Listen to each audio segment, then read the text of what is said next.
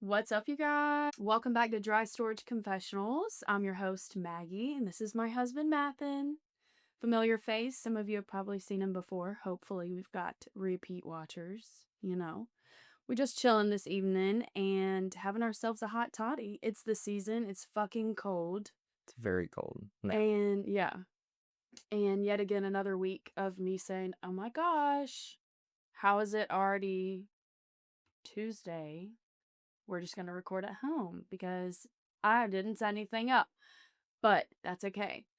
This should be fun. We're going to do a couple games. We'll start off with some shot or spill, like a true or false bar version.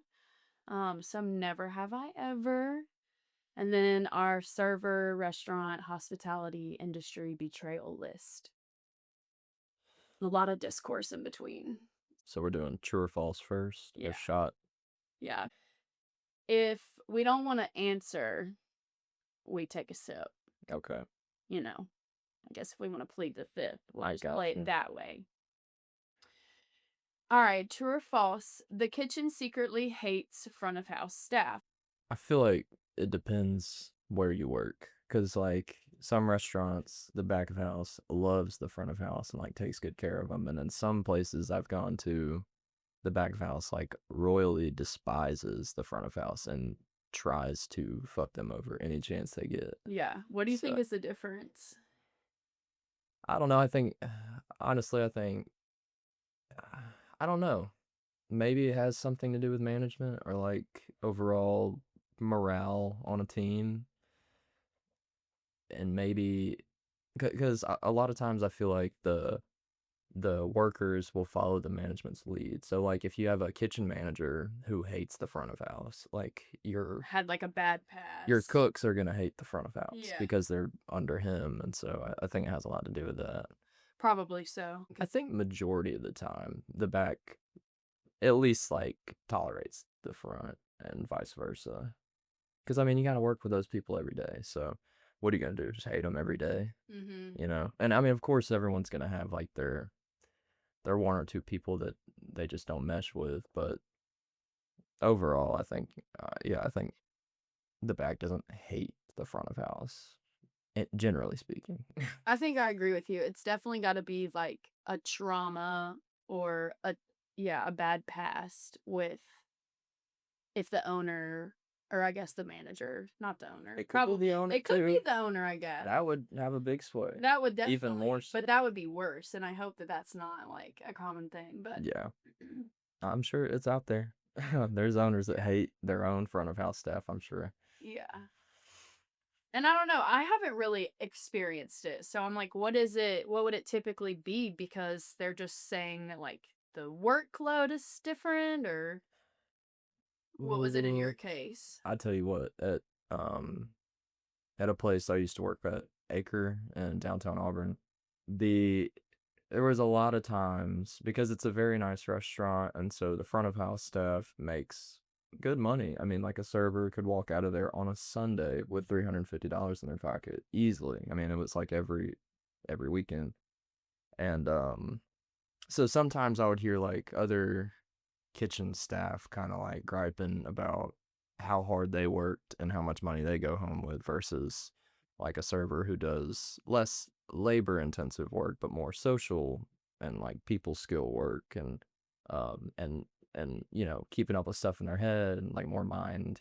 and that goes along with the kitchen too because you got to keep up with orders and stuff like that. But um yeah, definitely like griping from the back of house hourly workers versus like how much some front of house can make on a tip. That's definitely probably a big portion of it. But I mean, I was never like that. I knew, and I never really felt like that because that's the thing too, is like if you're gonna get into back of house work, you've got to understand that you are not gonna make money until you are at the top. And even at the top, like as a manager or a head chef or even like a sous chef, the money's not like great. The only way that you make six figures as a chef is owning your own damn restaurant. And so you just have to like know that going into it. If cooking is your passion and you love cooking and you want to be in the kitchen, then you're gonna have to struggle. Not, I mean, you can still be smart with your money, but it's not gonna be as easy financially going that career path, compared to like a bartender or server who can make like career money Mhm. in a restaurant. Well, that's definitely a valid point, and I think that that probably takes the cake. But now thinking back on it, I would say that possibly at the pub it is the other way around. Like it's if there would be a divide, it would be like the front of house kind of hating on the back of house. Maybe like At the pub? yeah, I don't know. I Like for example, some of the workers in the back that don't have to do the same responsibilities or like the alternative perspective of like they're getting paid the same amount when we're dead or Yeah, that other kind of flip thing. but I could see that maybe that I heard more of that at the pub than anything. I do get that. Griping towards I do get that. But I mean, if we're talking, yes, as a server, you're always gonna have like dead days or busy days or whatever. But even with like slow days as a server, they're gonna come out with more money at the end of the week than the people in the back. mm, Because the weekend rolls around, you're gonna walk out with 150 to who do you think works harder? physically the back. Really? Physically. Hmm. I mean, you're sweating, it's hot, and you're lifting big, heavy pots of soup or potatoes and Yeah. mashing them by hand in the pub's case, and um, stuff like that. And then, it's washing dishes and carrying About on scooping things. ice and taking trays with like 7 plates on it up and down stairs across that big ass dining. Yeah, I mean, if you're going up and down stairs all night, like as a food runner on a weekend or something, that's a lot of work physically, but in general, I think I would think that it would be more mental and that front of house would have more of the it's physical. it's both, but I feel like the front has more of the mental battle because not only do they have to like keep up with people's orders and tables and seat numbers and refills and this, that, and the third, they I think all also that's easy. I'm just intimidated by the line. there ain't nothing to it. I mean, there is something to it, but hell, Felicia got back there. I mean, I love Expo, That's different though. but it's different, right? Yeah, I love Expo. Okay, Felicia. That's my like. I think working the window was always about my favorite thing. That inside expo or outside expo was my favorite. And then having a good strong grill guy, that would make for a pretty easy, smooth night. Yeah. All right. Servers intentionally mess up orders if a guest is rude. True or false? No, I mean, yes, I'm sure it's happened and does happen sometimes, but I've never done it because I don't really think that that would like you're gonna gain me anything. you're gonna Like it mess up makes your me tip. look bad at the end of the day. You're gonna mess up your tip, and also, you do that enough, then people like start to catch on to that kind of thing, and like people leave reviews on you, and Mm-hmm. then you end up screwing yourself over. So a smart person with a decent head on their shoulders would not do that now. Have you ever messed up anything intentionally? No, not like an order. Yeah. Bartenders flirt for tips, not fun. Well, definitely true. Yes, and sometimes both. For fun. Yeah, I mean, I'm sure. Yeah. You're sure? Like you weren't a bartender? Yeah, but I didn't like talking to people behind the bar. So So you like, didn't do it for fun. You were doing it for tips. but I didn't really. I just like making the drinks. I didn't like talking to the bar patrons. Like I was bad at that. Like I would guests would try to talk to me and I would find any excuse to like get away. Find something to do. Yes, or like I hear the a ticket print or something. I'm like, "Oh, I'll be right back, sir. I got to go make these drinks real quick." And then I just would try not to come back because I'm not the bartender that is gonna like, it's not gonna be a therapy session. I'm not good at listening to people just like complain or like the typical bartender like stereotype. They're like a therapist behind the bar. And yeah, underpaid therapists. But I'm not that, and I think that ultimately is why I stopped bartending because I mean the money was great and I believe I was pretty good at making the drinks and making them the correct way, but no, just not for me. Large parties are always a headache for staff, not a bonus. No, that is a I common disagree. misconception. Yeah. A lot of people in the industry definitely feel that way, but they are so wrong They're for that wrong. I because it's completely agree with you. easy. Yeah. Like we It's know very easy. it's cake. I mean, Some you people will get so fucking worked up, like, overwhelmed. It's yes. like, no, this is easy. If you're put onto a party, 9 times out of 10, like that's your focus Hmm. the whole time they're there. So like in my case, I would set up the catering dishes just like you have, and I would have prepped the food like an hour before they get there. Just make sure everything stays hot in a hot box and don't cook it too early to where it's gonna like dry out. And then like after they get there, you just throw their food out when they're ready to eat and replenish it when they eat it. And that's it. You just break it down when they're done and you're done. It's so easy. I used to love working big parties. Well, even for like casual large parties, just like a 12 top or something, like some people get so overwhelmed for that. But like your section, as far as I'm concerned in my history, your section can only be so big. So I mean, At the most, and your kitchen cap can only be so big. So whether you have four tops yeah, I mean, or a 16 top, like it's all the same. if you have a 16 top, that's half the open menu count in the restaurant right Yeah. there. So, well, in the pub's case at least. So it's like, yeah, you got to put in 16 orders of food and drinks and whatnot, but then Pretty you're much be doing that anyways. just chilling. You're Yeah. hanging out. After you get all the stuff in, takes a minute because it's a lot of people. Then you just walk it out, and Mm-hmm. it's just like every other table. And I do feel like another misconception with that too, though, is that it usually means a bigger tip, and that's also not true. I mean, the percentage Yeah. is like again gonna be the same whether it's four tops or 116 top. Like it's still gonna be that 20%. You just got to push for a bigger total. That's what makes your Yeah. So you got to you know sell, yeah. and then That's what makes the difference, not the amount. And another misconception too is like tipping can get misconstrued. Like sometimes I've had people assume that the head of the table is going to cover a lot of the tip. And so then, or they think that we're going to get a better tip because there's so many of them. But if all of y'all are only tipping $2 to $4, like you just got stiffed. right. Yeah.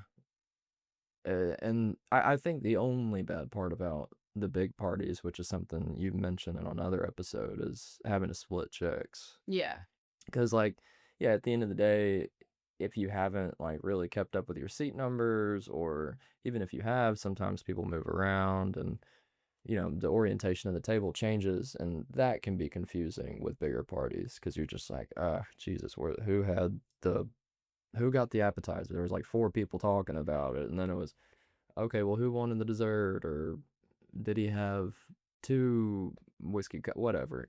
Well, and there was a lot of discourse on some of the TikToks that I posted like from that discussion. Yeah, but it's obvious those people have never had to or tried to split checks or whatever. And like for a veteran server, it's not a big deal. Yeah. It's just what, they're used to. But for someone learning how to serve and or bartend or whatever, it can be that's like probably one of the most challenging things to get used to as a new server. It's just like splitting large parties. Hmm. I feel like some of the people's advice was just start from scratch no matter what, doing everybody individually, and then you can conjoin at the end. So I would 100% suggest to do that. Like don't ever assume that it's all going to be on one, just assume that everyone's going to be separate, and then your easiest thing is to combine if that's your lucky case.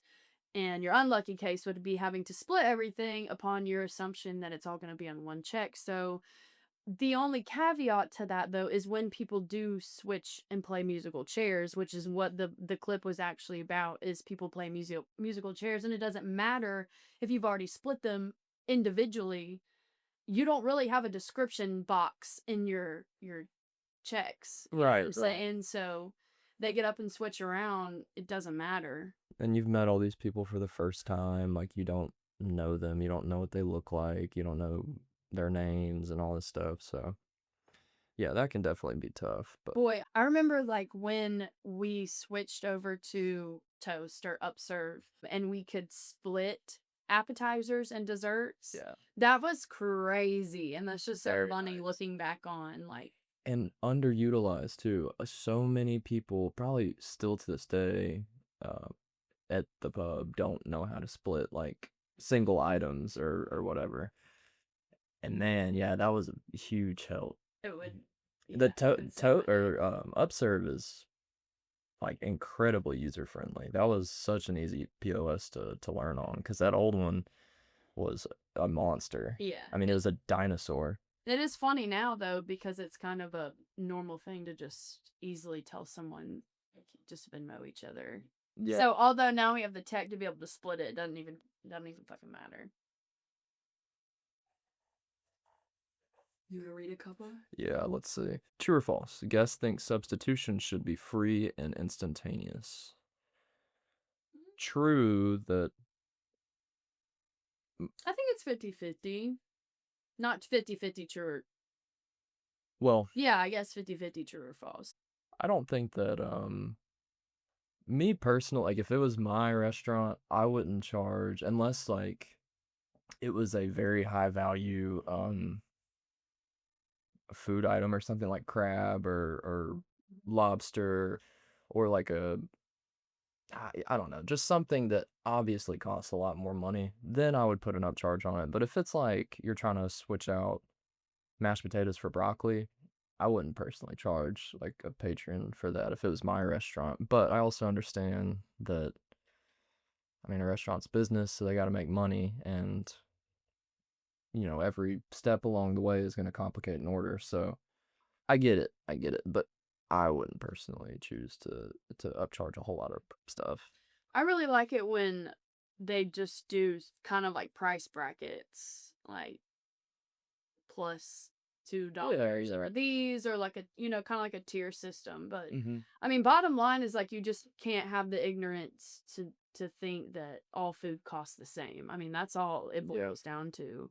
But I think that it should be fine to do substitutions as long as they're okay with like paying for it. Like, I'll cook you whatever the fuck I got in the damn back if you want to pay for it. Money talks, and I mean, I think that's... We were like the at Acre, the owner David was very, very firm about if we have it, if we can do it, we're gonna do it for the customer. So if they ask for it, and like, do not say no just because it's more work. Like, might have to no, charge you for it. work But your ass on it. nothing about that. Yeah, 100%. They're gonna charge over there for sure, Right, but for sure. They're gonna get their coin. they're gonna get the customer is gonna get exactly what they want, what they ask for, if possible. So I like that mentality. I do too. Because then also it works for the front of house too. That Yeah. if they have some like crazy request and they get it, it's gonna affect your tip positively as a server. So But I do think that there is another 50% of people that that think expect that, just yeah. yeah. No, and I've personally had like most people I feel like that ask for something maybe a little ridiculous are like, oh, I don't care, I'll pay for it. I just, can I just have like two whole ramekins of horseradish, Yep. And that's fine. So yeah, I think, yeah, 50-50 on that one for sure. Let's see what else we got. True or false? Managers are just standing around doing nothing most of the time. True in some cases, definitely. Yeah, I think it's hard, obviously. I think it's hard to manage if you don't know how to just like dive in, I guess. There's definitely two types. I think it can be overwhelming for some people, and that's, I guess, giving them the benefit of the doubt that they don't know where to fit in. Mm-hmm. And you see everyone has a role. And on the outside, it's like, okay, this is running fine. I just need to like walk around. Yeah. But that's not, I mean, to me, everything's not fine until I've gone around and I've asked everyone, what can I do for you? And then by the time I'm done with that, it's like time to restart on the person that I asked first again. You know what Yeah. I'm saying? Yeah, there's two types of managers for sure. Or there's probably more than two types, but there's definitely a type of manager that uh, thinks their job is more of an oversight and a delegation, which it is. Like managing, you have to be good at delegating, but um, like I was always more of like a hands-on manager. What Like, can I do for you? yeah, or just like put your hands on something. Like if I'm just so I didn't just like standing there because I felt like just wanted like a lazy like Yeah. I can go do this. I'm gonna go sit in the office. Um, but that can also kind of go against you too. Like if you jump in too much, then Right. people get lazy and they just expect you to do everything, which is something that I think I ran into while I was a manager as well. So delegate, but keep your hands busy, I guess, would be like the best thing to do. And I guess just following through as well. Yeah. Like, yeah, if you tell them something's to be done, you don't need to go back behind them and And do do it. it. Yeah. Which is something that I would have done in the past, just to like have it done and be Right. able to clear my conscience. I'd be like, oh fuck it, I'll just do it Mm-hmm. since you can't do it. And then yeah, it's a learned Then they learn a that. learned trait or whatever you want to call it. Yeah. All right. True or false? Open kitchens are chaotic because chefs are always yelling. Um, I think that comes from like just the whole kitchen nightmare or what do you call it? It's Gordon Ramsay. Hell's Kitchen Yeah, like kitchen. deal, and you're definitely gonna hear chefs yell and stuff at times, but it's not like the customer is not gonna walk up to the open kitchen and get cussed out like on that show. That's just like Gordon Ramsay's uh, mo. Like that's just what he does. So I think a lot of people that have never worked in a restaurant just expect it to be like that because the best chef in the world is doing that on live TV or on his TV show. But no, in fact, an open kitchen is usually a pretty damn quiet fit. Agree. And I would like to have someone on that has really like spent time in both and talk about the differences of like their relationship of each staff member with each other. I have. I mean, our Baumhauer's and Piazza were open. Baumhouse is open, but nobody's really right up on y'all like that. There's tables right there, but a lot of people, I mean, they're little two tops, so a lot of people don't sit in them. Like, Piazza was straight up open kitchen. Like, you could see everything and hear everything back there. And I hate it. Like, Yeah. I can't stand it because I like to listen to music when I cook, and, you like to cut up and Just just talk, yeah. bark freely and not have to worry about, oh, am I gonna offend this customer because I'm cussing or something? And so, yeah, I have never known a person that likes an open kitchen. So maybe there are people that do for some reason like them, but I'll, So tap in. yeah, Let's hear for from you. real. Let me know. Let's see. Already answered. True or false? Customers. Let's see. Guests think every dish should taste exactly the same every time. Yes. Yeah, Agreed. I do too. I've reviewed or read a couple of reviews like recently. And yes, I mean, we'll take it and correct it about sometimes too much black pepper or too much this and that. Yeah. I Yeah. definitely think if you have it as a staple item on the menu, it should be the same every time. Um, but obviously, like seasonal stuff or specials are gonna be different every time, so that's that. But if it's like in bold letters on the menu, I think it should taste the same. 'Cause, I mean, there should be a system and a process in place that gets you to that end result every time. I agree. Yeah, it's definitely a fault if it's something like the pepper is way too much or it's just obviously different in recipe. And I'm, um, guilty of this as well, like, after you cook for a long time, you kinda stop measuring things because you get a feel for it, and some people are more accurate than others with it. I'm not saying that I was, like, dead on, I'm sure I wasn't, but, you definitely do get a feel for it. Like, after a while, you can kinda feel how much a tablespoon is, like, in a pinch or, um, kinda eyeball, like, half a cup or 1 cup or whatever, But as we found, but it's that like happens. inch is two of mine. Right, Yeah. so you have to really know how much you're, um or you have to just really get used to it, I guess, Mhm. and learn the amounts that your body picks up and stuff. But And even I feel like different textures. I mean, yeah, y- definitely, because like, if you grab a pinch of kosher salt, it's gonna be a that's what I lot was gonna say. Kosher less versus than granulated, and granulated. so, yeah. It feels totally different in your fingers. And like, chefs getting comfortable in doing that is definitely probably one of the main reasons that some dishes don't taste the same at restaurants every time, because different chefs will make them who eyeball differently or feel differently, and um, Right. so Do you think that gets a pass or no? I don't know. That's what I'm like thinking in my head. Like, is that okay? Was I wrong for not measuring Yeah. things for years? But I mean, as I long mean, as you homemade. taste, as long as you taste, Yeah. that's the thing. If you have to taste Taste. every single thing that you cook, that is like one of the most important things as a chef to do.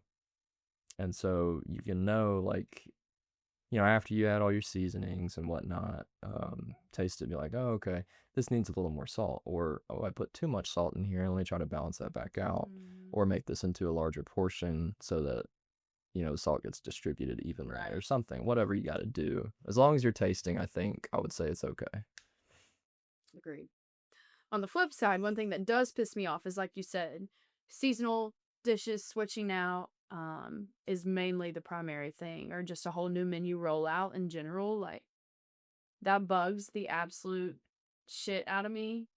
What, when people When are people, upset about it? yeah, when people are I hate that. upset about it. Yeah, I can't Like stand it. specifically the turmoil that the pub experienced when we even started making changes on the menu and Where the idea or even the hell thought bent. the thought of getting rid of the meat and three sent like a million people into outrage. Yeah, like we would have gotten blackballed and And it's a meat and three. Like, I get it. I love a meat and three, but like in the pub's case back then, we were talking about it, talking about getting rid of it. It was like, dude, we're selling these plates for $11. Like, that is nothing, nothing. and they're getting a lot of food, Hmm. 3 sides, a protein, and the pub does not skimp on portions. It is, you get Huge. what you pay for sure. More than Um, that. or more than what you pay for, yeah, thank you. Um, so yeah, it was tough, and people just love it, and of course they love it because they are getting it for cheap, and it is decent, good food for, 11 bucks, so What the hell? Y'all got rid of the chicken wings? yeah, no, that part did suck. Where the fuck are the mozzarella sticks? But that's how people are. Y'all still serve onion rings? Did the pub ever serve onion rings? Yeah. Oh, fuck, that was before me. That was another special right there. Yeah. Um. All right, so are we going into Yeah. Okay. I would were gonna say that wraps it up. I did reread. Open. It says open kitchens are chaotic because chefs are always yelling. But yeah, we. I would rather say that's false. yeah, I think yeah, that's what we decided on, right? definitely, Yeah, I think that shit is more boring than anything, and you have to be really into your passion of cooking, and that's it. Like yeah, honing in on that and that it, that alone. right. Okay, well, let's move on to the next segment, I think. So, the way that this is going to work is we're going to take 2 sips if it involves a customer, and 1 sip if it's behind the scenes, and 1 shot if it involves each other. So, here's our Old Forrester Mm. and our teddy bear. Okay. All right. Never have I ever thrown away perfectly good food. No, definitely have had to because like on like crazy customer complaints and stuff that they've already touched the food, but then they complain about it. Like you're forced to throw it away if you can't. I mean, a customer touched like as soon as it touches the table, really, you have to throw it away after that, no matter what. So that's like the general rule of thumb. But most people in the restaurant industry have thrown away perfectly good food, but not by choice or anything like that. Okay, well, I guess that involves Oh a yeah, customer. take 2 sips if it involves a customer. I guess that's both behind the scenes and customer. But yeah, I definitely have had to do the same on the front side. But also I've kept it and eaten that bitch too, so Yeah, I mean we've all taken a bite off plate now. um, there's my sips. let's see. Never have I ever rolled my eyes at a ridiculous guest request. Like in their face? No. No, definitely not. I'm not much of an eye roller, anyways. I don't. Yeah. I don't really do that. So I don't. More of a mouth talker. Yeah, yeah. If I'm pissed about something, I'll just say it. Usually, Never have I ever secretly judged a guest for how they tipped. For sure. every The time. fuck? Every time. It's your livelihood as a server or bartender. Of Yeah. course, you're gonna judge people about how they tip. Absolutely. So take 2 sips. Yeah. Just killed it. Oh, It's 100 proof. well, just do one. It's 100 proof. What? That was so gross. I got a full shiver. um, let's see. Never have I ever covered for my partner on a shift. Totally. I've definitely covered for your ass. Yes. Yeah, that's part of it. I mean, back in the day, The fan day. yeah, like back in the day, there were times that I mean, everyone used to drink at work. I mean, everyone does drink at work in the restaurant industry. Um, Yeah. but yeah, there's been days where I took it too far and got a little hammered and wasn't supposed to be, and Maggie helped me out with that. And then this girl would come in late every single day, and everyone would always be asking me, "Where's Maggie?" I'd be like, "She's on the way. She had to go stop and do this. She's here. She's there. She had to get gas. As in, She's on the way." I was notorious for being like Late. 5 to 10 to 15 max late. But when I was there, I would run circles. And that's a big discussion too and debate is like, I'm are the you okay with a staff member coming in late if they're if they're good. running circles when they get there? And fuck yeah. No, because it's me. This is just me. I'm very punctual. I like to be places on time or before. Um, 'Cause it makes me anxious and nervous to not like I feel like I'm doing wrong when I'm not there on time. So for me, like I would if it was my restaurant, I'd like fire even a good server probably for being late every single day. Yeah, because it's like no, just either wake up 20 minutes earlier, get your ass in the fucking car, and come to work like every other fucking person. And did the fuck. Late, but yes. And I think you're over exaggerating that too. It was not every time, every day. But No. come on now. I love you, but you late to everything now. Yeah, for sure. I am better about Come it on now. now. But You are better. You are better. that is my defense as well. I mean, it's not like a great point, but I've always been like that. But the thing is like in school as well, I never got reported to the office for tardies because shit, after about the 5th or 6th time, the first week of school, they knew that I was coming. Yeah. It's just a But it chronic 15-minute mark. It's a chronic 15-minute mark. It's always been a 15-minute I mark guess for the me. part that's hard, especially, or really just the part that is hard about is that other people see that and they're like, "Oh, well, that means I don't have to come in on But time." see, I disagree though. No, people definitely do that. But you're right. But it's different standards if their shit's done on time, they're going above and beyond, they're doing extra, they're quick, Well, if they can they're do all that, pleasurable. why can't they come to work on time? If they're that Well, good. sometimes there's other things that need to be done, like you said, getting Yes, there gas are. or whatever else. I'm just Absolutely. saying, it is what it is, and if you show up late, you better make amends by working your ass off, and I did, and that's always in work prior and in school. It was like, yeah, I was truant every year, but they couldn't do shit because I was making straight A's. So I think it balances out. And I was that way as a manager. It's like, okay, I'm watching you, but you better fucking be here. And like the second that you get your table, like your shit better be done. I better not see no hiccups. I'm gonna look the other way, but I better not know a difference. Yeah. So that is where we were different though, and still are. I It's get it. funny. I get it, but it's just yeah. I guess at the end of the day, my biggest problem is the standard that it sets. So Yeah. like,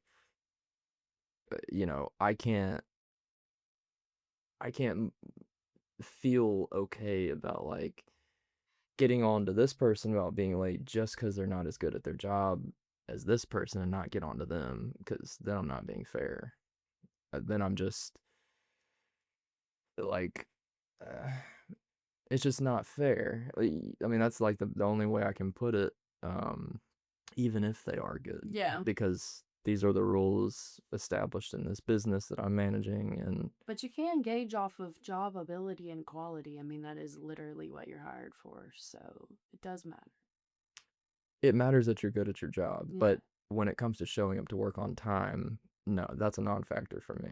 Okay. Well, You know what I mean? Because like to me, it just I could, depends. yeah, we could talk Because, about like, this yeah. forever because there's so many good points, and I see the other For side. me, it's just like, okay, 4 o'clock, 4:15. Like, Yeah, but then you're 15 minutes behind on the start of your shift. So like but I wasn't when behind. those people that got there at 4 are already done with their beginning side work and you just show up at 4:15, and while you may get it done in 5 minutes after you get there, those people are already done and ready for their tables because they got there on time. Well, shout out Jason. Shout out Jason. Mr. Uber. I love you, Jace. Ain't nobody said I was perfect. Let's see. Never have I ever stayed late to redo a dish I messed up. Oh, well, I didn't get my chance to talk about how I had to cover for your ass. Yeah. Well, I thought we Because you did, wanted but to, go ahead. but you wanted to sugarcoat. I didn't sugarcoat it. You didn't go into detail about the fan day and many other occurrences. I ain't gonna go into detail about the Well, I fact. will. You want to expose me? I exposed myself. I spoke it. I spoke the truth. No. No, that was so vague. Did it for a reason. Exactly, but you want to expose me for being consistently late. Tell me how some you would have fired me. That's a little better. Yeah, and to be fair, I would have fired me for getting drunk on the job too. Yeah. So, Yeah. but we've grown up a lot in like a couple years, and so the way that I feel right now about some of this stuff is a lot different than how I used to feel when I was managing, probably. Sure. Because I was younger and dumber, and I had less will. Is that the right word? Maybe. I had less willpower, definitely less purpose.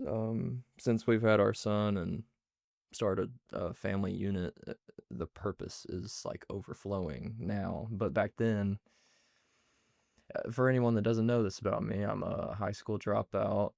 Never went to college or anything like that, and so, um, yeah, I didn't like have any career aspirations or anything. I did love the restaurant, but it was more so out of necessity that I came to love the restaurant rather than it being a choice out of passion or Yeah, you something found like that. yourself in it. So, yeah, I was drinking too much and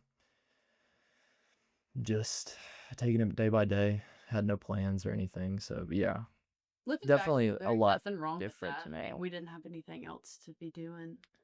Yeah. So, But of course, hindsight is 2020. I yeah, would still change a million things that definitely. I have done or used to do or whatever. So, Hmm. but that's part of learning and growing and Yeah. whatnot. Agreed, agreed. Well, I ain't gonna embarrass you, baby. Here, I got fucked up a few times. There you go. They know. The They know. they know. I don't have That's to so funny. go into vivid detail. One day, I got a little drunk and I wanted to You don't have to go into vivid detail. It because ain't that big of a deal. Now they're because gonna be thinking I it's too hyped up. well, right. Not even that great. Exactly, that's my point. I was like, I exposed myself already. But either way, I'll tell just a brief synopsis of the story you're talking about. Um, one of the servers that worked there, he would just constantly come to me about things that were broken or things that need to be fixed. And I love this server a lot. He's like one of my favorite of all time. But it starts to get to you because you're like, I know, but like, we're not made of money. I'm not made of time. I'm trying to do the job that I get paid to do. And if I have time to fix A and B, then I'll fix A and B. But, I got to deal with X, Y, and Z first. So, um, one day, I had one too many, 1 hour too early. And, I started to try to fix this bathroom fan. Never had done it before. At this point now, since I'm a contractor, I've put in like Can do it with their eyes 50 of closed. them. But back then, I was stupid and ended up just like shocking myself repetitively on the wires and dropping crap into the like wire nuts and stuff into the toilet and just like getting angry and um, just not knowing what I was doing, but trying to do the right thing while Yes, simultaneously absolutely. doing the wrong thing. So yeah, that was a bad day, to Yeah. put it lightly. Well, and that's one of those, I mean, in your defense, those normalized industry things of like you learn how to deal with a hangover, and the first thing that someone's going to suggest to you is a hair of the dog, And it works. and it Don't works. It works, but you start on a snowball of a Yeah. fucking path. And it's like twice as bad when it comes to fruition. Yeah, because if you So activate I feel bad, it makes I miss it, but it does make me sad. what, just Um, just thinking about times like that for the both of us. yeah, it makes me sad too. All right, I'll Let's take a see. sip for you, babe. I'll take one for you too. Let's see. Oh yeah. Oh, never have I ever stayed late to redo a dish I messed up. Have you? I have. No, I've never stayed late to redo a dish or any kind of prep or anything. Never had to, thankfully. But I have definitely stayed way later than I should have to like clear up money discrepancies in the office at the end of the night. Where I was spouting tears. Imagine me. Mm-hmm. Um, but I feel like that may be like the only stay late Agreed. thing. Yeah, so I do take mine back. The money discrepant like that would just always suck because it's not your money, and so and you were the one responsible on the shift if you're the closing manager, so you feel personally liable for the Well, and you money. will be personally at first. No, At first, because before it's like figured out. Chris would tell you like it's it's there somewhere. Don't put your money into this. Like if you think that you are short $100, don't put your $100 in there. We'll find it. But Still scary though. me always, I just and it's her dad's restaurant too that we're talking about. So like I felt even maybe a step more Yeah, you've liable. definitely liable. And hell, there's even been a time that one of my fellow managers at the time who was serving or bartending that night got like money stolen out of her purse, and I felt bad because I felt like I wasn't paying enough attention to like what was going on in the restaurant, Yeah. and so I ended up giving her money out of my pocket just to soothe her loss. And nowadays I wouldn't do that, but at the time I felt like it was the right thing to do because I felt responsible for the restaurant and at that night. Um, but yeah, definitely not something you should do. Or if a restaurant is telling you that's what you have to do, run. But a decent Talking about owner. like eating mistakes and Yes. Yeah. No, that's not supposed to be a thing unless it's like a very blatant, like, I don't know. Either way, it's hard to justify making. I mean, that's like cost of business at that point. You have to like eat that as a business owner. Mhm. But it does happen. Yeah, I agree. Unfortunately, I feel like if I were a business owner, and if I were, I might make a different decision. But if I were a business owner, I would have to say that that's just a cost of business and like it's not right. Because it happens. And then you have to use what's the term? I guess just good judgment on deciphering the difference between someone that is taking advantage of that or not. Yeah. And if it's someone that is making repetitive mistakes that's costing you copious amounts of money, if they don't fit the bill of the job, then they don't fit the bill of the job. Right. And that's when you make changes. Right. Um, To ask someone, 9 times out of 10, you're going to be able to tell if a person tried their hardest yeah, and truly feel like regret or just like if someone did their best or not. It's usually pretty obvious. So, especially your dad, he's one for second chances, and he's one for um just like letting the underdog have a chance. Never have I ever hidden from a guest or table because I didn't want to deal with them. I have definitely done that. we were talking about that earlier. Shit, yeah. I've done that. I've done that too. I would. I mean, I think that's something that your restaurant should support to an extent. I mean, if you're like, and that's a more serious matter.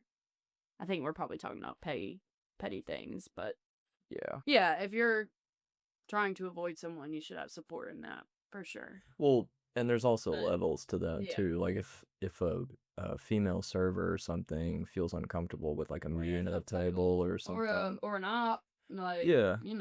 we got your back. So yeah, I get that. Let's see. Never have I ever pranked a coworker during a rush. Yes.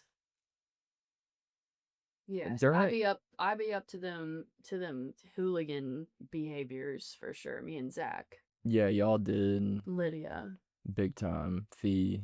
Effie, Um pranksters. just like, but that keeps like they're pranks or whatever, but they make you laugh, they get you through the Like day. spooning someone. We have this like just like a metal soup spoon. You just grab a spoon and draw a face on it with a Sharpie Then hide it. and you hide it in their like in their windshield wiper, on their car, or in their back pocket. You slid it in their back pocket. That they're prepping. Yeah. In their brown bag with their Jameson in it. Yeah, that. And then when you have the spoon, you gotta do the same. But you can't get caught. If you get caught, you failed. Yeah, you failed. Definitely. All kind of pranks. If it was, I mean, we've definitely like I've fucked around with friends and stuff outside of rushes, but I was usually too damn busy back there. Yeah. During a rush to like, During really a rush, thing play I would around. do would be like walk into the kitchen and karate chop like a tray stand, tray jack. Or yeah, like little stuff. Or just like walking back in the kitchen and be like, hey, fuck you. And just like walking out. yeah. Or on a ticket note, put Oh, that was always a good one. I don't Yeah. know. Mathen and I always loved, and we still love, just like typos. Accidental, typos. true typos. When Would someone's always trying to be serious. but specifically that would apply to if you're in a rush, Yeah. rushing, and then you type something funny on Right. accident. Right. We would love that shit, but that's not a true prank. I'm sure I've said some out of pocket shit during the rush, just egg it on. We love to tell some folks the DEA's walking it. No, I couldn't stand that. No, no. Jeez. If you know, you know. Okay. Let's see. Never have I ever taken a drink from the bar before my shift ended. Oh God, have I? Let me just go ahead and take a shot. Yeah. No such. Aye. But Yeah. work hard, play hard mentality, see no evil, hear no evil Yeah. mentality. There is a way. Honor, I mean, you can pay for what you drink or bring your own. Pay for what you drink. Bottom line. There is a way to work hard, play hard in the restaurant industry, but and like speaking from personal experience, I wasn't able to always toe the line, as your dad likes to say. And you have to be able to do that. You have to be able to turn it off. And like me personally, like once if I take shots or whatever, I just want more. So it's it's one of those things where like once you got started, you didn't stop. And that was a lot of people at the pub.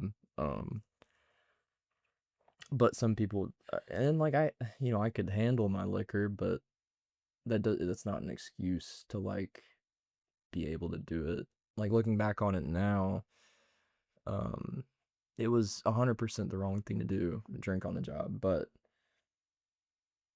it's that culture. And one of the reasons why I had to leave the restaurant industry is because we had a kid on the way and I needed to stop drinking so much and get my priorities straight and take care of myself, because that can just lead to so much. You could start out 21 years old bartending and drinking every day on the job, and then you wake up 9 years later and you're 30 and you're like, holy shit, I have drank every day for the last 9 years because that's my job. Like that's what I do for work. And then you've done damage to your liver, and like it can be a lot, or it can be managed, or it can be controlled. It just depends on what kind of person you are, I guess, and then how much impulse control you have. Or even some people, struggle with addiction, and that can be a whole other ball game. So there's a way that it works, but the reality is that most people can't do it like that. Yeah. The passion in this industry is crazy. I mean, addiction is not being romanticized as passion, but I mean, a lot of people that work in the restaurant industry have struggled with addiction. We've nailed it in already just within these 10, now 11 episodes of the relationships and what holds it together and what keeps people coming back. And then there's the passion of the drinking and the unhealthy coping mechanisms and the habits and all that kind of stuff. So yeah, it's addiction, and bad habits aren't passion, but I'm just saying it's that same feeling and pull towards it. You have one, you want more. But yeah, the passion behind it and the normalcy of all of that is very intriguing to me. And what is the difference? That's just what, I don't know, I just want to unpack, I guess, between in your head the will that stops you from having a bottle now versus having a bottle at this job. Is it, Well, to be frank, I don't. not maybe not necessarily our own personal experience, just as a whole, what is the difference between someone's job here and not doing that, and then the second that they get in the restaurant industry it switches and it's normal? I You don't know what know. I'm saying? Yeah, it would be easy to have a bottle in my truck at work nowadays, and But the restaurant industry is still, you have just as much responsibility. Right. People can die in our hands, in your hands, an allergy. Right. It's no more important than what you're doing now building houses is just as important as serving people the food that they eat. So what's the difference? Why is it we are so okay with drinking there and not? It's so intriguing to me. It really is. I don't know. I don't know. Maybe it truly is just the accessibility to it. But it's got to be deeper than that. I mean, Yeah, I think so.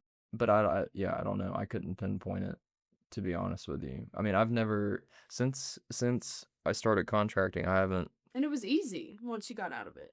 Right. No. Didn't even cross your mind. I'm I don't know. That's a great question. At least in my current line of work, building and contracting and renovating and adding on whatever, there are reasons like I mean there are safety reasons just in my own experience like so like I can't come home drunk. Like I you know, can't do that cuz to a suitcase. No, so you can't come home drunk when you have kids. You can, but it is the wrong thing to That's do. not what we do in this household, no. Safety. We're we're in heights and places that I can fall and kill myself, and so I So is that need to have personal? my wits But about you me. can light yourself on fire or pour grease all over your fucking butt. Yeah. But I'm just speaking like I'm not even saying like these are the reasons why I don't. I just don't now because this is a better way. And it is if we do drink, we do it at night and we do it after our son goes to sleep. And obviously there's like tailgating or going out to restaurants and stuff where you're gonna have a few drinks, obviously, and be normal about it. Yeah, and be normal about it, but it's not tanking a whole bottle every day like many of us did Reality. back in the day at more than a bottle a lot of days, which is fucking outrageous to think. You didn't drink like that.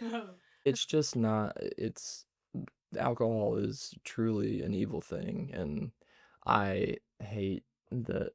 This is kind of deep, but it alcohol is evil, and it'll make you do things that you would otherwise not do, or say, or feel, and it can be enjoyed decently, but you have to have control. And With us, it has to be very small amounts.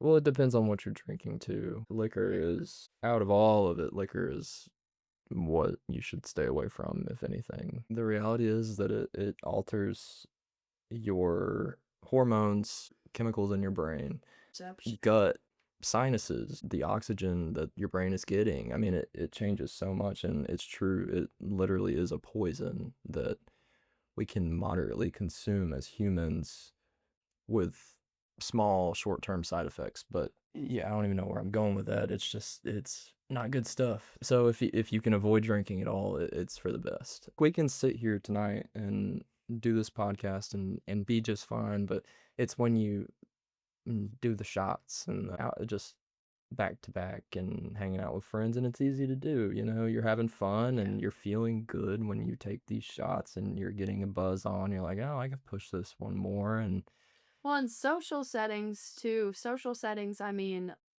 gatherings, events, like we made a pact at our wedding. We are not going to leave each other's side because he's not a social butterfly, but he is a great host and a good friend. And so we often split and we'll just go and talk to everyone.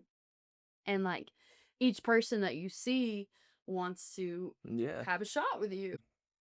Yeah, no, that's very true. Because yeah, especially if you're hosting something, then the people that you invite want to show their appreciation Yeah. too, and so they want to offer the drinks that do. they brought or the Let's have some of this. whatever. Yeah, come take a shot with me. I brought this just for you because I know you like this, and it's like, okay, well, I got to you. I appreciate that, and it is a nice thing, but yeah, that's a slippery slope because you go and hang out with like five different friends, and now you're five shots deep. And I think too, like parties, events, plus working too, your adrenaline is taking lead. So it's kind of like you eat fast and then you don't let your stomach digest. And same thing, your adrenaline is taking control. And so when something is adrenaline rushing, it can sober you up really quickly. So you're feeling sober, you're feeling sober, you're feeling sober, you're working, you're socializing, whatever. And then it's a delayed effect, I think, oftentimes, True. you know.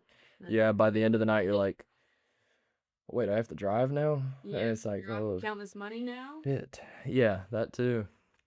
Man, that sucked. Yeah, Lord have mercy. Anyways, we could go on many of these questions for fucking hours if we wanted to, but let's see, what's the next one? One of the things I saw a lot of was couples' assumptions with us both being in the industry and like, would we have made it if we were still in the industry? And I said that before. Probably not. No. No, Probably definitely not. not. And that has nothing to do with our compatibility solely. No, the truth is if I never stopped working at the pub, I'd probably still be drinking. But I mean, with you staying home, it would then create like a huge disconnect. Yeah. And like not only would you probably feel like left out because you had to be at home, and although I would be at work, and there's still like a fear, a FOMO like Yes. feeling, because you know that there is fun to be had at work in a Yes. restaurant as well. So you would Big FOMO thing. you would probably feel somewhat left out. I would be drinking like I mean, I don't know. Yeah. But what I do know is that it would be a lot harder to maintain my composure even with a kid working in the restaurant. So And I would say the same about myself. I mean, I'd probably be trying to just be too social, and you like to come home and you want what we have now, that a warm house with yes, I do. stuff to come home to, and I need to be in that role. And if I still worked in the restaurant industry, I probably would not be filling that role too great. So, Yeah. So no, I totally agree. but it was a time and a place. I mean, fucking early 20s. We were figuring it out. Hell yeah. And we consciously made the choice to have a child now I think and do it, and then go back to that fun, not working as a bartender, but we'll be retired and we'll be back in the streets having a damn good time. So yeah, I we think we chose to both do it then and later yeah. instead of one or the other. And like it wasn't even like some long drawn out conversation. Like one night we were just both like, yeah, like let's do this, and like we'll just see how this goes. And I think both of us, we didn't like say it out loud, but I think both of us knew subconsciously like we have to make a major life change in order to kind of just get ourselves on track. And having a kid just gives you so much.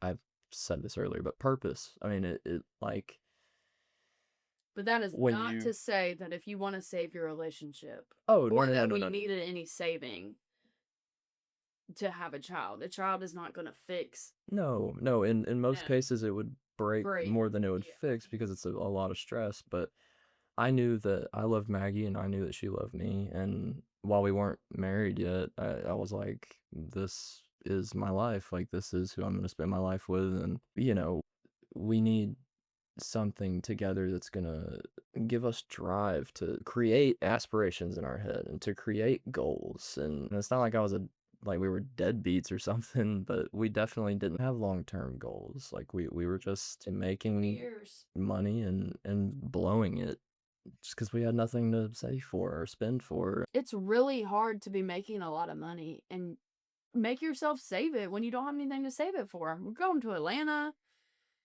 That's what we don't understand. I mean, not to be shady towards anyone, but people that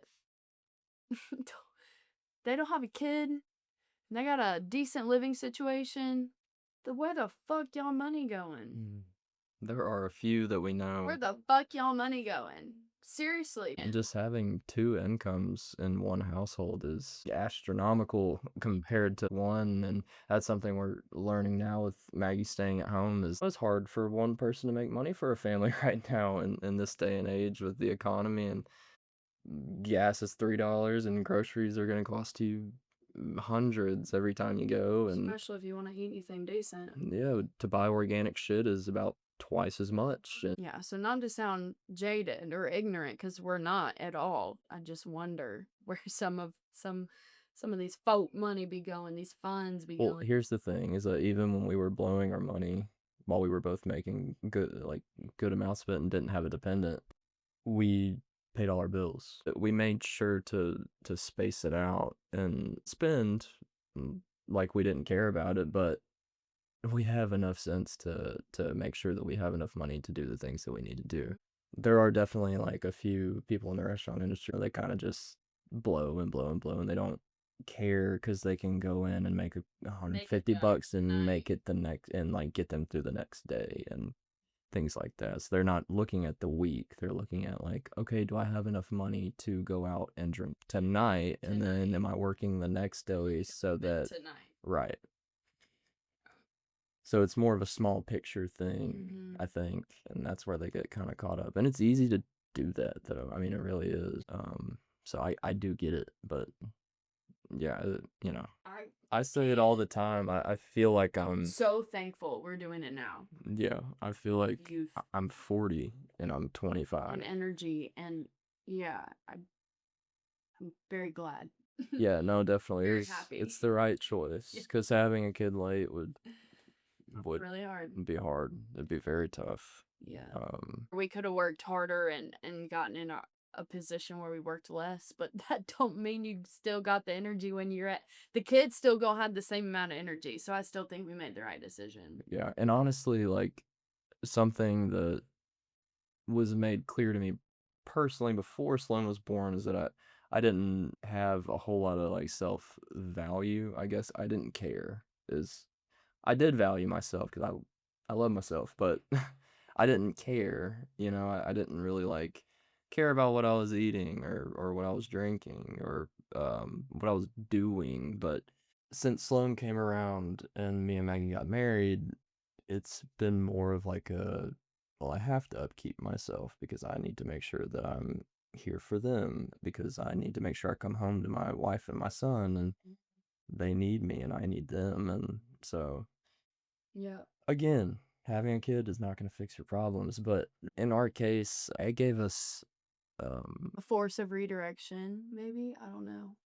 and I don't even know if we were really we weren't truly looking into it that deep when we made the decision. These are all things that we've learned along the way. The plan was to still work at the pub. I mean, or in the restaurant industry, whether you were gonna go to culinary school or try to find something else or what the fuck ever, like it was still that. No, But yeah, it wasn't until like as you became more pregnant and the date was coming, it just became very clear. Like, I have to make a change. This is not going to work for, like, I won't be a good enough husband and father, and I wouldn't be, I'm a good husband and father, I think, and I wouldn't be as good of a husband and father if I be really hard. still worked those hours and drank like I used to. I mean, that's what I talked about on my solo pod was just the waters that you're entering as a parent in the industry, if that's a career choice. And even if it's just a side hustle, kind of what you're sacrificing at that time when you do take on that. And as a restaurant owner, they deserve that guarantee of like, I can schedule you to stay that day, weekend, or holidays. But then you're sacrificing that, and that fucking sucks, and that's really hard. And you were probably getting a lot more advice out of us going back and forth than I did on my own as a kid. And I also want to make But clear that like there are tons of parents and husbands and wives that do work in the restaurant industry every day and have the self-control to do it, and it's just a weakness of mine personally that I was not able to do that. So I don't want like anyone listening to this to think, oh, you just aren't mentally strong enough to do that. Like, you're right. or if you're in the industry as a parent, you're sacrificing or you're a subpar. Yeah, no, not Absolutely not. no, nothing like that. It's just But if you're trying to do Sunday fun days and stay after your shift and drink during your shift or any of that, if you're resonating with any of that casual industry behavior, then you're probably making the wrong choice. Yeah. Honestly. Yeah. It's a personal weakness of mine that I was not able to control myself enough to be able to work in the industry and also maintain a good home life and work life. And I never did work in the industry after our son was born, so maybe I could have pulled it off, but knowing myself, I would say no. I probably would not be as good of a person or father or husband if I did. So, but yeah, all you parents out there or husbands or wives that do it and do it well, kudos, because that's tough. Agreed. Never have I ever laughed at my partner struggling with a guest. Yeah, I can honestly say I've never done that. No, not a guest. No, because I know the sting. I'm heated for him more than him. Right. Oh, that's some bullshit. Yeah. Like, what the hell? Because I Feel know. bad for you dealing with some coworkers, though. For sure. Which ones? Our friend that would not leave Oh. after he would be sent home. Which, yeah. That's been a few customers, coworkers. God, I got tired of that. That definitely took a toll on my love and passion for the restaurant. Yeah, there was a point in time where I was consistently bartending upstairs and Mathen was managing downstairs and And I also hated managing the front, just in general. So it just kind of like compounded with right. other things that just. And my counterpart would consistently get drunk, God love him, and he would just need to go because at that point, all the respect to you, I'm not sharing my hourly tip out split with you while you're partaking. Yeah, because Invariably.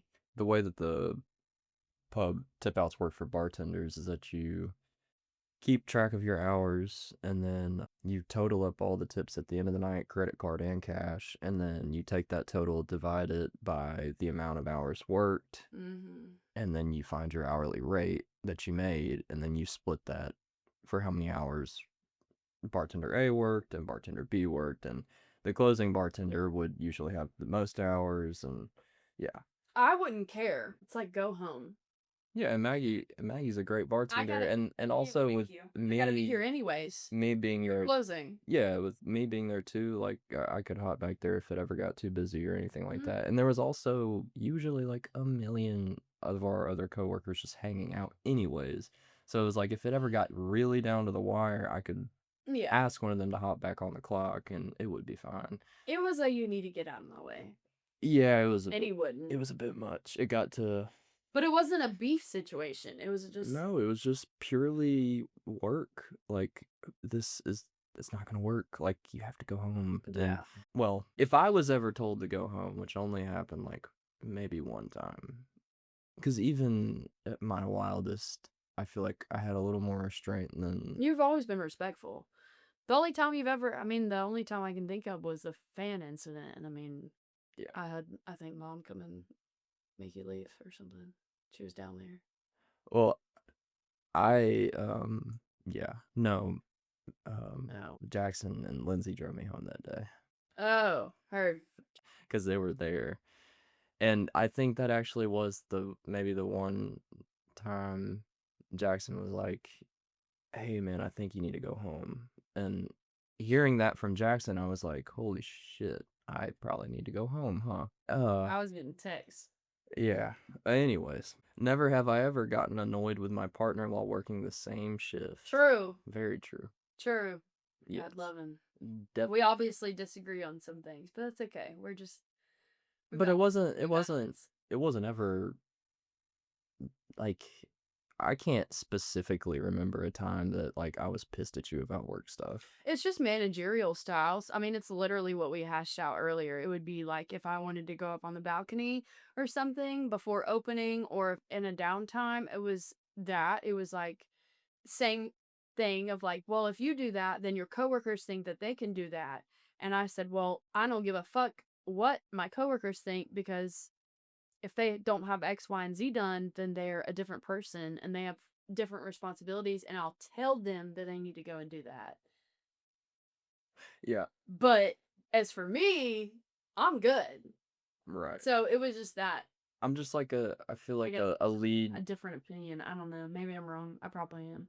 I just think of it like monkey see, monkey do. So like lead by example. If if you don't want your subordinates to do X, Y, and Z, you shouldn't do X, Y, and Z. So, Well, they can if they do X, Y, and Z, but not if they don't. but even then, it's like we couldn't have every single person we work with go up on the balcony, and so it's like that. You have to draw a line somewhere, and it comes with like you know knowing when you can sneak and do those things that you want to do without people seeing it, and that's a big part of it too. Is like you kind of learn like when you can go do certain things, and when it's okay to like be lax, and when and then also like know when to turn it back on and like get back on the ball, and it's like all right, yeah, cool, you I guess that was what it was hard for me, was because to toot my own horn, I was good at that.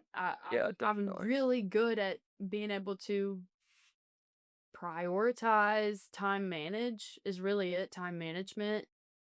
And yeah, I don't know. My perspective is just like, don't fucking worry about. I don't know. I don't know. I don't know.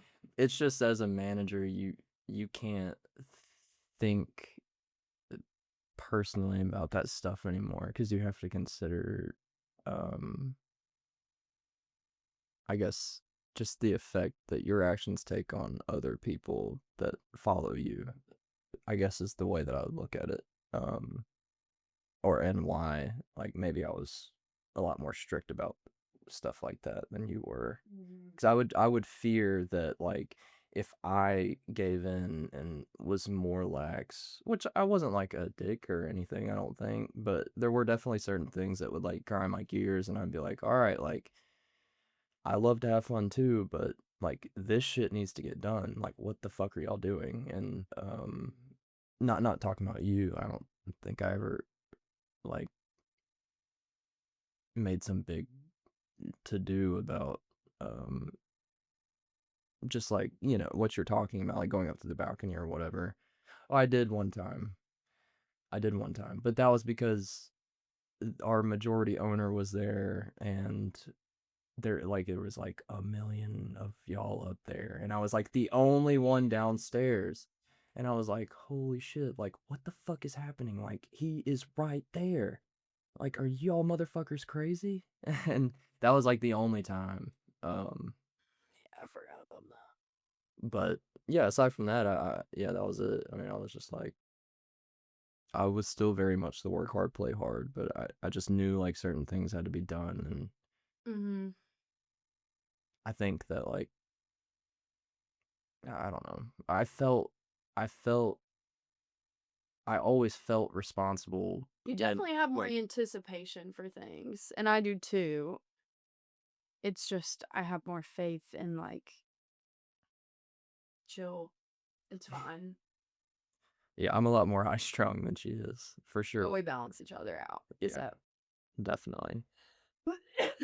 but as the new thing is, that's neither here nor there. mm, Betrayal, what is this like? This is just funny. We'll just do it really quick and then we'll call it at the end. So this was a thing that I saw on my like TikTok reel a couple or fucking what the hell TikTok, just different types of material lists. So these are like server ones, stuff that is very niche, and I So just love it. So this is just like the things we hate in the restaurant yeah, industry. 100% Okay. things that we hate. Okay, let's get into it. 'Cause I see like four things that I cannot fucking stand No, already. literally, that's why I'm like, it's firing me up. I think we just need to run through it really quick. Okay, yeah, we'll just bullet point it. Yeah. Hi, my name is.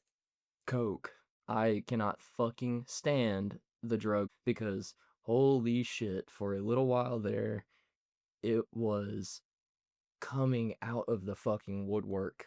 I will say, this one was saying when you're like serving and you're saying, hey, my name is, and they're saying Coke, like Sprite, Oh, but that too. okay, yeah. So the patrons like cutting you Yeah. off in the middle of you asking them what they would like is extremely It's so fucking annoying. fucking Show rude. me the common courtesy that I'm showing you, and understand that this is a business transact, like this is a transaction. Like You are paying me for my service, and I am providing you and the other people with you food, drinks, good service, like, Again, you mess with the wrong one that does not have common courtesy, manners, or a good conscience like us, and they will ignore you. fuck your food up too. They will fuck your food up, and they just won't come back. I mean, they'll ignore you till you leave.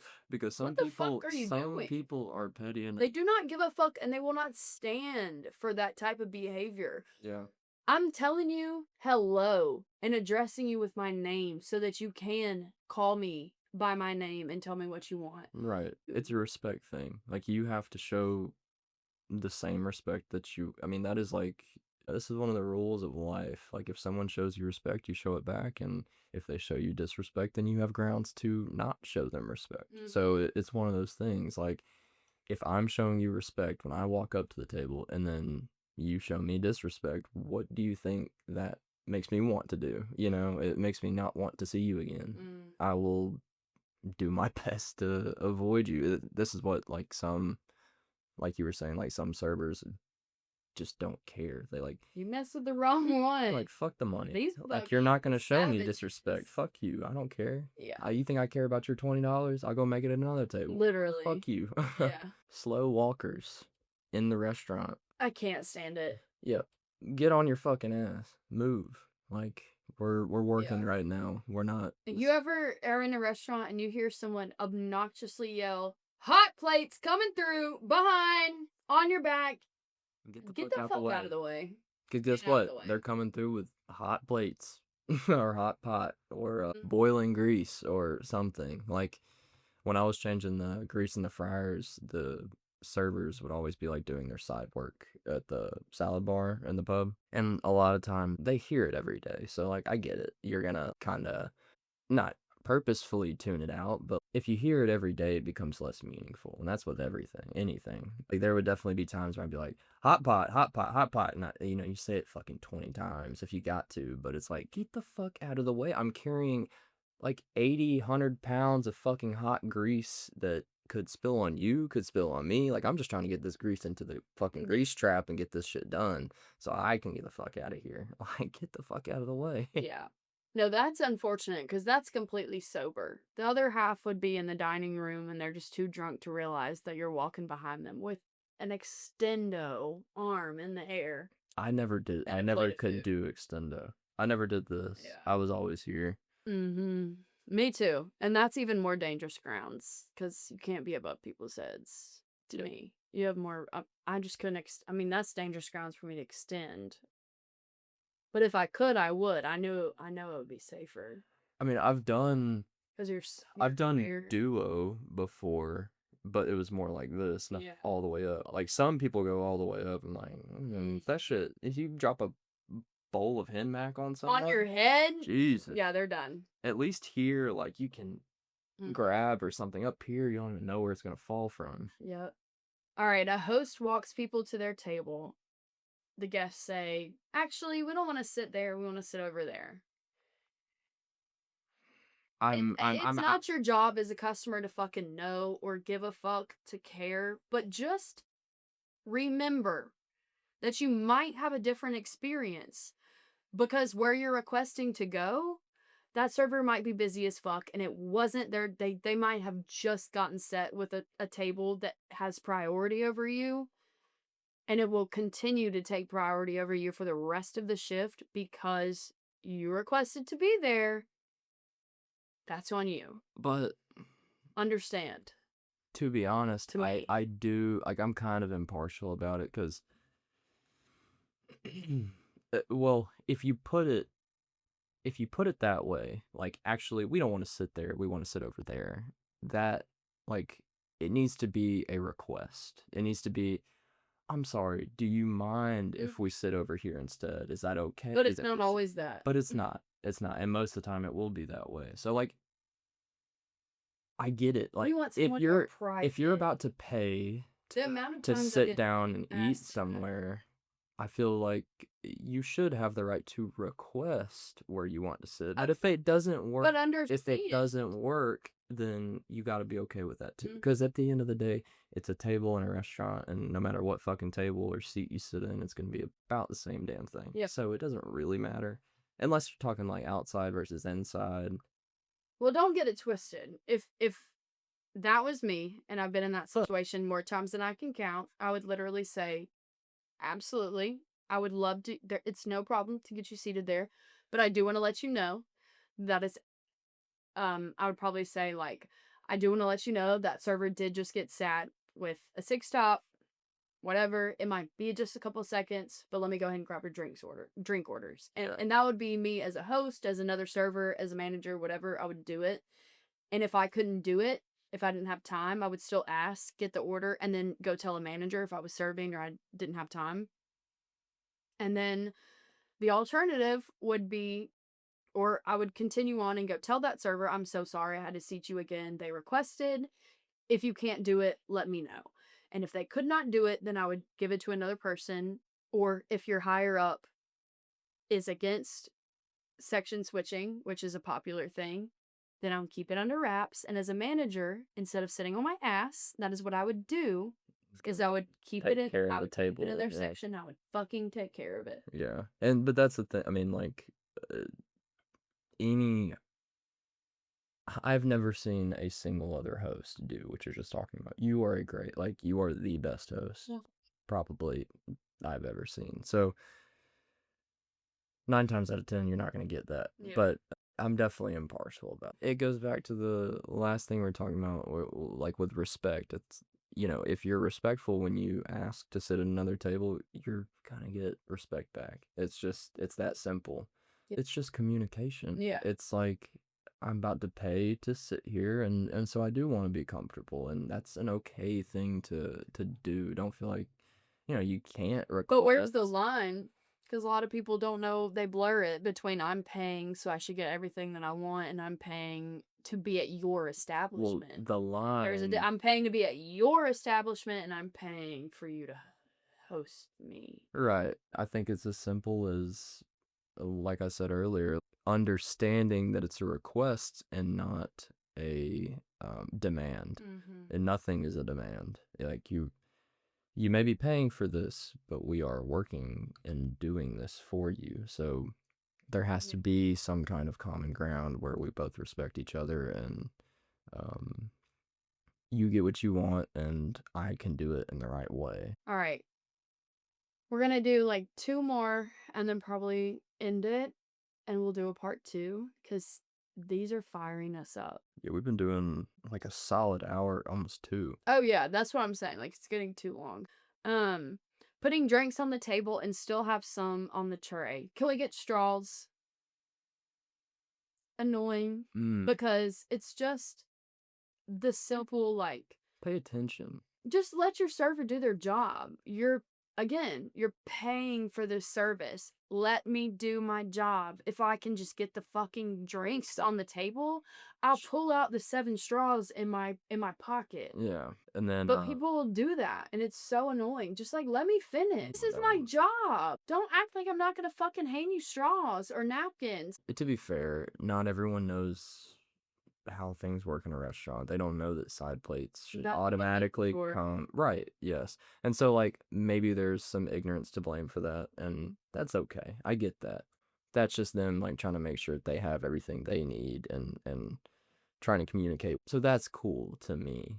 Because I know a lot of people don't really, like, understand kind of how it all, because it is kind of confusing. This podcast is relatable for people that work in the service industry, but I feel like the mission is for those that don't.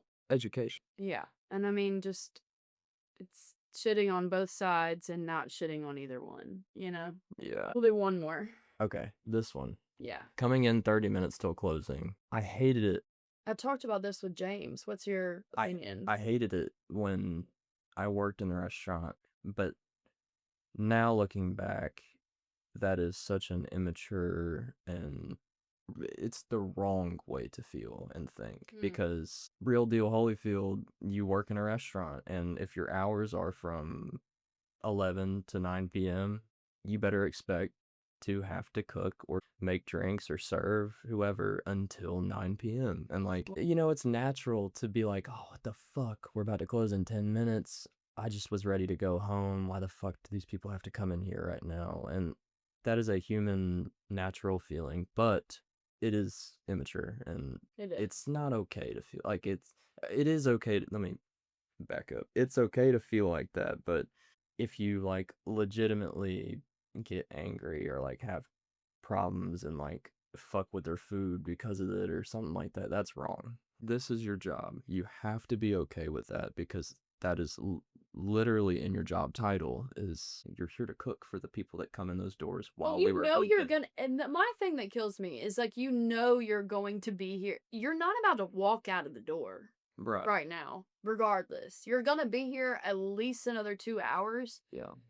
Baby, cooking for another table or another 15 minutes ain't nothing. really getting you out of here that And much that's the quicker. thing, It really if you're getting pissed about that, uh you need to get better at closing because there are so many ways to set yourself Yeah, up and I agree for with that. closing to where if somebody comes in, it's not a big deal. You throw it on, you cook it, you clean it after it's done, and then you get back to closing. And it still saves you time. Like you can pre-close a million and one things before you actually are done for the night. And if you're not doing that, then you're fucking up altogether. Yeah. That And at the end of the is day, like, the fry cook, the line cook, the kitchen manager, the server, the bartender, they want to get home to their baby, for example. And you, who has 25 minutes left until the kitchen closes, wants to feed your your baby. baby. So No, and it's it's okay for you it's to do that 50-50, because like, it's a hey, I'm running late. We got out the door late, whatever. My kid wants to eat. Y'all still have 30 minutes on your fucking time. And I yep. get it. It's just as valid that you want to get home to your kid 30 minutes earlier. Sure, I get it. But if that But doesn't if that's one of those things like it's if you equally can get home to your kid 30 minutes That's great. earlier, that's awesome. But if you can't, it's a normal day of business. Like Yeah, you shouldn't assume or you should guarantee not or count on assume, it. right? Because it's not guaranteed. You never know how many there could be 50 fucking people that walk in the door at 8:30 if you close at 9 and you have to be okay with serving them because that is your job. Um but I definitely did hate it. Like when I'd see a ticket roll in at 8:50, I'd be Yeah, like, "What but you in look the you look fuck?" at it differently now. Like if Sloan was hungry and he was asking for Chick-fil-A Right. and it was 8:50 and they close at 9. If that boy wants that Chick-fil-A, I'm pulling through that drive-through. Y'all got Right. 10 minutes left. Y'all gonna get me some chicken. Yeah. So And it's super crazy how the perspective and the opinions do change. a lot of these have been great questions because I really do see both Both sides to a lot sides. of. I know. It's so weird. There's only been a few of these that are extremely one-sided. So that might piss somebody off that we're not super controversial about one or the other, but it's also I mean, the reality and maybe wake up. Yeah. I hate to tell you, but Yeah. there's a lot of things that um I might have used to gotten pissed at or Mm. whatever working in the restaurant that I realize now are arbitrary and they just it doesn't matter. Like if that's your job, that's your job. That's your And, fucking job. it can't be. Yeah, that's all I got. If that's your job, that's your job. I mean that's how it is. Yeah, it's hard. But it is also easy to feel that way about certain things in a restaurant too. So I get it. I'm not calling you a dumbass or anything. It's just it's Mm. easier to look back on it now and think differently than I might used to have. That's all. It's interesting though Yeah. to evaluate it No, it and is. compare it, how it changes. But And then also like just the self-reflection of it all. Like, Mhm. damn, dude, I really used to feel like that. Like, that doesn't make any sense. Like, that is not how I am at all anymore. Right. Or whatever. Right. There's just so much, so Mm. many layers. Yeah, it's crazy. It's an onion for sure. Mhm. Well, we'll have a part 2. We'll have to keep going because we did not get finished. But it's late. I gotta go pee. Yes, it is currently almost midnight. We don't be doing that. We gotta get to the bed. Yes. So, tip your servers. Tip your server. Respect your cooks. Never date your coworker unless you plan to marry them. All right, you guys. Peace out. Thanks for clocking out with us. That's the wrap up for tonight. We'll see you next week. Cut.